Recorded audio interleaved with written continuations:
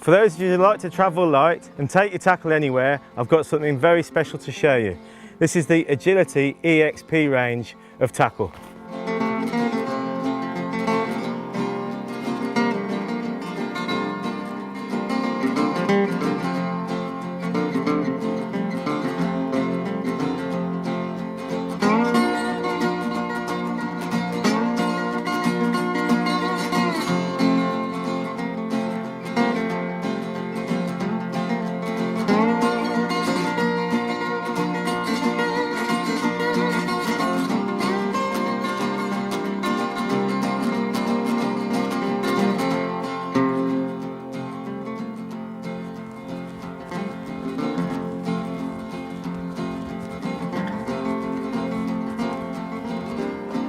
Wow, that looks like a fishy peg. I'm fishing today at Woodpecker Lake, which is at Aldin Grange fishery near Durham. And we're going to look at waggler fishing, just a very simple approach, but one that hopefully we're going to catch some nice fish.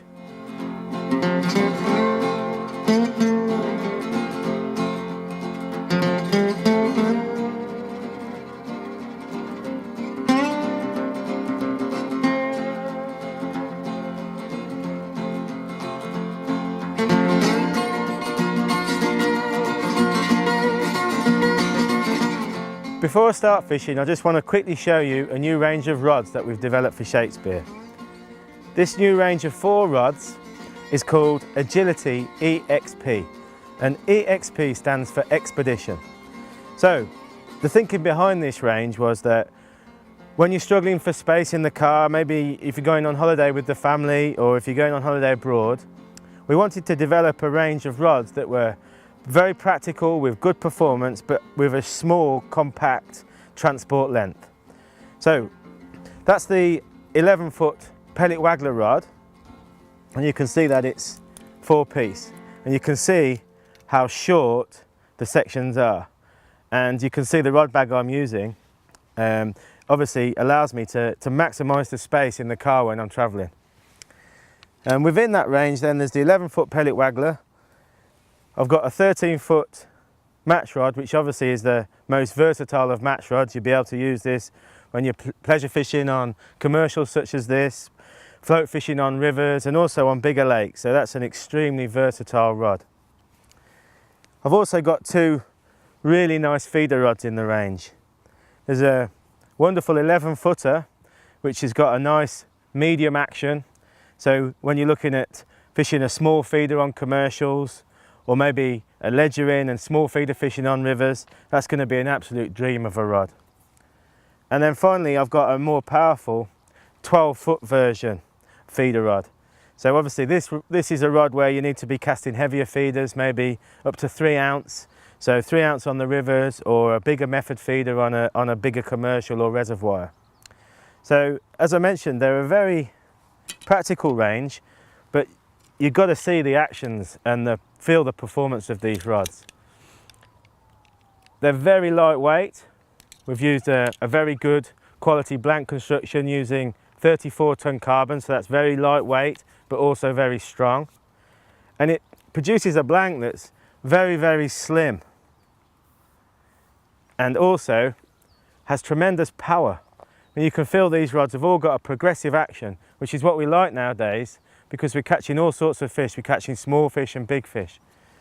So that progressive action helps you to play the fish effectively without cracking off on the strike, and also gives you so much power in the butt and the middle section when you're playing the fish. So that's the Agility EXP range of rods. Check them out. I've selected to fish on Woodpecker Lake here at Aldin Grange. Mick, the fishery manager, explained that this is a very prolific mixed species lake. So we've got a variety of fish to target today. We've got a great head of roach and rudd to go for, with some perch. I know there's some big-eyed in here, and also some good carp, including mirrors, commons and crucian carp. So it's going to be a really exciting day, and one that I'm really looking forward to. Now I've selected this swim here with this huge bank of lilies. Now lilies always hold fish, but on a day like today it's absolutely blazing hot. And those lilies are going to provide a lot of shade for the fish. It's going to be where they want to be. And I'm hopefully going to be able to encourage them out by regularly feeding and tempt the fish onto the line that I'm fishing.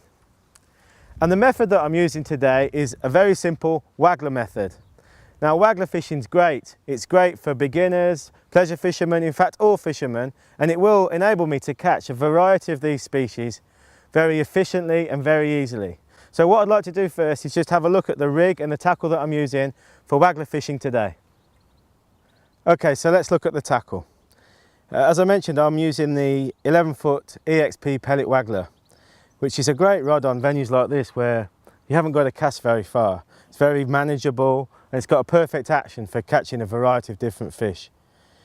I've teamed it up with this Agility 35 front drag reel, which again balances the whole outfit perfectly. And the reel that I'm using is, reel line rather, is this 4-pound Trilene XL float. One thing to point out is that I've loaded the reel so that the line is almost to the brim of the spool. That's a really key thing to think about when you're spooling your reel up. It means that you'll be able to cast efficiently and effectively. If you don't put enough line on, there's too much friction and you won't be able to cast smoothly with a nice delicate float. So moving on to the floats, as we mentioned, we call them wagglers, and that's essentially because they're attached bottom end only and they waggle on the line. And as with anything, particularly fishing, I mean, it's a complicated mass of different floats varieties available in the shops. As with everything, it's nice to keep everything simple. And I'll just explain to you very quickly about the different types of wagglers that we've got. So the first sort of classification to think about is the difference between a loaded float and an unweighted float. So in this case, that's a straight peacock waggler with no capacity built into the float. And that's got a capacity of 5 AA. And then I've got this Drennan loaded waggler here that's actually got a weight built into the float. So there's different advantages for using a weighted float over a unweighted float and vice versa. So that's another thing to look at when we're looking at that in more detail.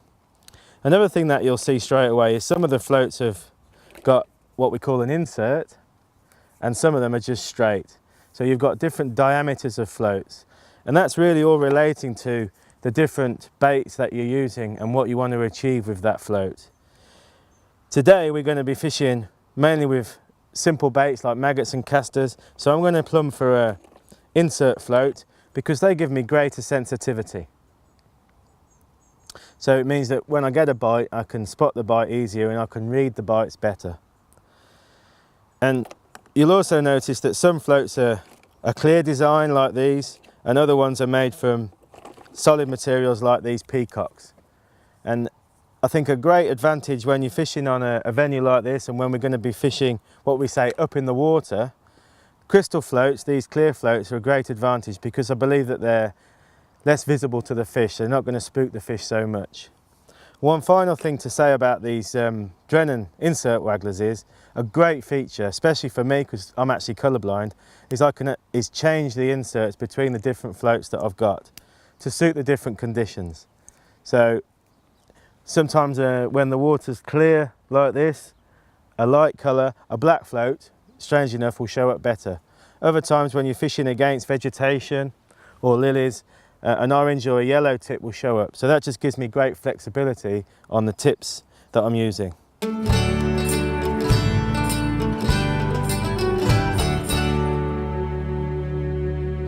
Okay, so that's a very brief explanation about the different types of waggler floats. I just want to show you the rig. And to be honest, it couldn't be simpler today. One thing I am using is a quick change adapter on the float, which I always like to do, so that I can change the float if I break the float, or if I need to change the capacity of the float, so go bigger or smaller. It means I can change the float very rapidly without having to break the whole rig down. Okay, and the float that I've selected today is 1.5 AA, so that's the capacity of the float. It's actually quite a small float, a compact float. I don't need to cast a long way. I'm only going to be casting maybe 10 metres out to buy those reeds, maybe even closer as the day progresses.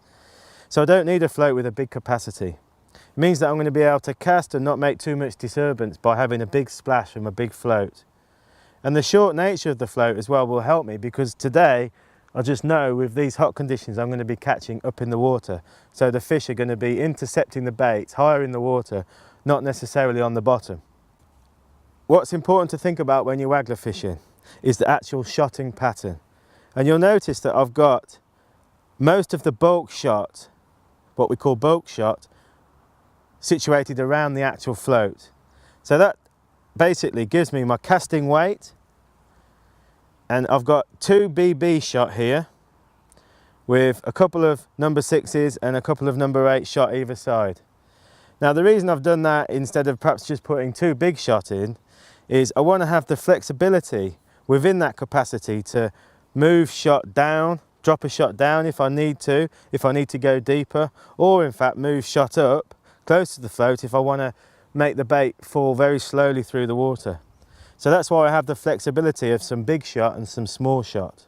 And another thing to mention, you'll see when I'm fishing, I actually what we call dot the float right down. So that it means that the float's is as sensitive as possible, so any slight movement from the fish is reflected on the float. You see a lot of beginners and pleasure fishermen leaving a lot of float proud of the water. And okay, you'll see bites, you'll catch fish, but you'll miss a hell of a lot of bites. So that's why we like to balance the float perfectly with all those trim shot to get it so that it's little, almost a pimple, just so you can see it. You'll catch a lot more fish. So as I mentioned, to start with, I'm going to try and fish up in the water, so I'm actually going to just have 1 number 10 shot down the line. I might actually make it shallower and not have any shot down the line to start with. On other occasions, maybe when it's not as warm and I'm fishing nearer the bottom, I'm going to have to increase the depth of the float and pull some more shot down into play. You'll notice that I'm actually using a hook length. Now, we use hook lengths for most types of fishing for a couple of reasons really. The most important is that it's actually a lower breaking strain and diameter than the reel line. So if I hook a snag like the far bank or something underwater, that's going to break first, so I'm only going to lose that short section of line, not my float and everything else. And also same goes for if I hook a big fish and it breaks the line, instead of trailing all the rig around with it, it's only going to trail that small amount of line. So that's why I use a hook length, and you can get hook lengths pre-tied like these from Drennan. They're absolutely fantastic in a variety of sizes and patterns to suit all different types of fishing. So for beginners and pleasure fishermen, I think you can't go wrong with good quality hooks to nylon. Okay, and just finally to mention what I'm using today, I'm actually using an 18 barbless hook to a 2 pound hook length. So the hook length is 2 pound and the reel line is 4 pound. So what could be simpler than that? Let's have a look at how I'm going to feed it and where I'm going to fish in the swim, and then we'll actually get stuck in and hopefully catch some fish. Okay, so as I mentioned in the introduction, I'm fishing next to this fantastic cover of these lilies. And what I'm doing is I'm gradually feeding very regularly 10 to 20 maggots around about a metre from those lilies and perhaps 10 metres out from the bank. And already I've got fish feeding on the surface. And one of the biggest mistakes you see people doing, particularly on prolific venues like this, is just simply not feeding enough. I don't think you can really feed regularly enough to get the fish feeding up in the water like this. So what I'm actually doing is casting a little bit past that feed, which means I can sink the line, and it also means I can bring the float right into the middle of where those fish are feeding. So straight away there I've got a bite and I've got a fish.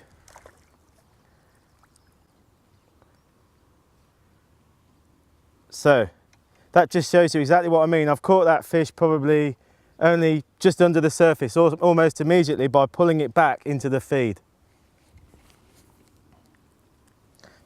I've actually started off with this 18 hook, just using a single maggot. And I think it's important to get into almost like a rhythm when you're fishing. So I'll actually feed into the area, cast out past that area, and then, like I say, reel it back in and then feed again. So because I'm not having to feed very far out, I can actually throw the bait very accurately. Obviously, if I was having to fish a bit further out, I'd use a catapult to get the bait out. But you can't get much simpler than this. But the biggest thing that you've got to consider is this regular feeding. Just 5, 6, 10 maggots, depending on the response from the fish, and just keep them going in. So I'll just quickly show you how I hook the bait. Just hook it in the flap of skin under the fat end of the maggot and just nick it in. So the maggot stays alive and wriggles, and the hook's perfectly positioned to maximise the hooking of the fish. What I'm also going to do is feed a bit closer in with some casters, just to give me another option. So I've selected this area just between some lilies where I can just very conveniently keep dropping some casters in. Might mean that I'll catch some bigger fish, some different fish by fishing in that way. And of course, using a change bait like that's always a real advantage as well. On another day, I might use some corn or pellets, depending on how the fish are responding. So you'll notice that that light float, that 1.5 AA float, makes very little disturbance when it hits the water. So I'm not spooking the fish. And you'll also be able to see how fine that float is on the surface, so that every little knock and bite I can detect it on that very sensitive tip. So you'll notice that when I'm casting and casting past the feed, I'm actually putting my rod tip under the water and reeling. And what that does is it sinks the line. And that's really important because even on today, a blazing hot day like today, there's actually a breeze that's causing a skim on the surface. And if I'm not careful, that will blow the float unnaturally.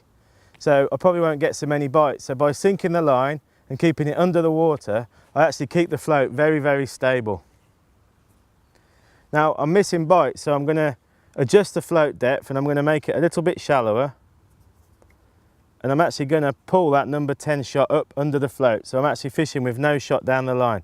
So we'll see if that makes any difference.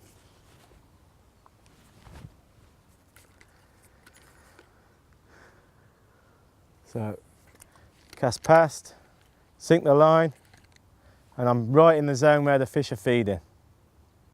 I'm getting lots of knocks and line bites off the fish, and I'm just waiting for the float to be a bit more of a positive bite. Hopefully we'll get one.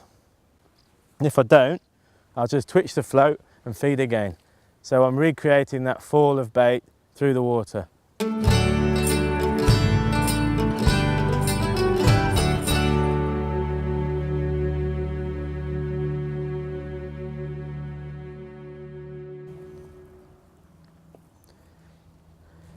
So I was missing a lot of bites after adjusting my rig countless times. I've changed down to a size 20 and I've had 2 fish in 2 casts.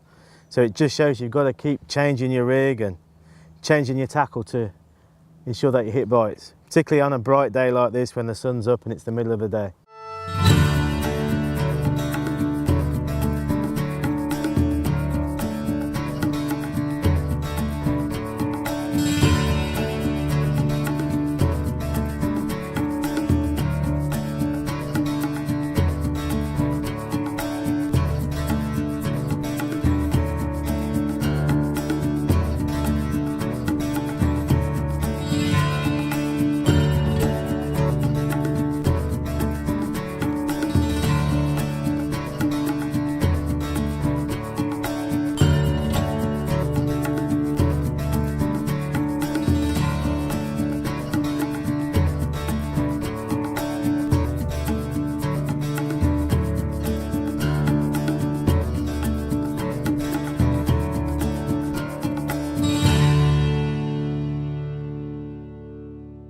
Well, I'm about an hour into this session now, and all the hard work of constantly feeding little and often is really starting to pay off.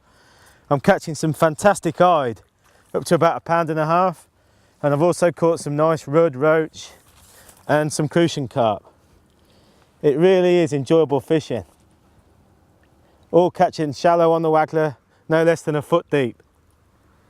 The great advantage of having 2 lines going at once is that I can rest the main swim every so often. And so let's have a little look on that inside line with a caster and see if there's anything feeding down close in.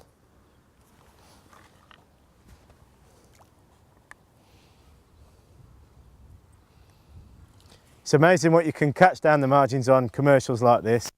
Sometimes the biggest fish, the biggest carp and tench, particularly later on in the evening, will move into the margins and start feeding. So it's a great idea to feed a swim in that area. And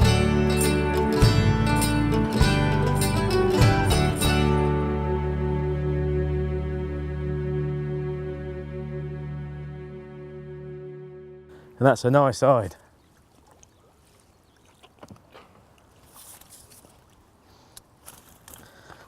So it's always a good idea to feed at least 2 swims, so you can rest one swim and then maybe sneak a nice fish like that. So I'm finding that I'm getting most bites around about just fishing a foot deep with no shot down the line. But another critical thing to think about is the sharpness of your hook, because as soon as it starts to go blunt and you struggle hooking the maggot, you've got to change it, and you'll see a massive difference in the amount of bites that you hit. So I've just changed to a fresh hook, and hopefully that will help me hit more bites. The timing of the strike's a real art. On days like this, when you're getting bites almost immediately, you've got to differentiate the bites from the line bites. So what I'm looking for is a slightly more positive bite, rather than trying to strike at every little knock. Another thing that you'll notice I'm doing is when I do strike, I'm keeping the rod low so that the float doesn't come flying out the water, something that can happen when you're fishing as shallow as this. So a nice low strike to the water is enough to set the hook, and it keeps the rod in a great position to get a good bend in the rod to play the fish, and also prevent the fish from splashing too much. If you strike up, you can create a big splash that might spook the other fish. Okay, there's another ride, and I think that concludes the session. I reckon I've had around about 20 pounder mixed bag of these eyed. I've had some nice rudd and roach and some nice crucian carp as well. So it just goes to show what a devastating method the waggler can be. And as I've emphasised throughout the video, how important it is to keep feeding little often, keep casting, keep adjusting the depth. It's been so critical today. Keep adjusting the hooks. It's a busy method, but an absolutely awesome method. And what a fantastic venue as well. I've really enjoyed today. So thanks for watching. If you've got any questions, please don't hesitate to drop me an email. Thanks again. Cheers.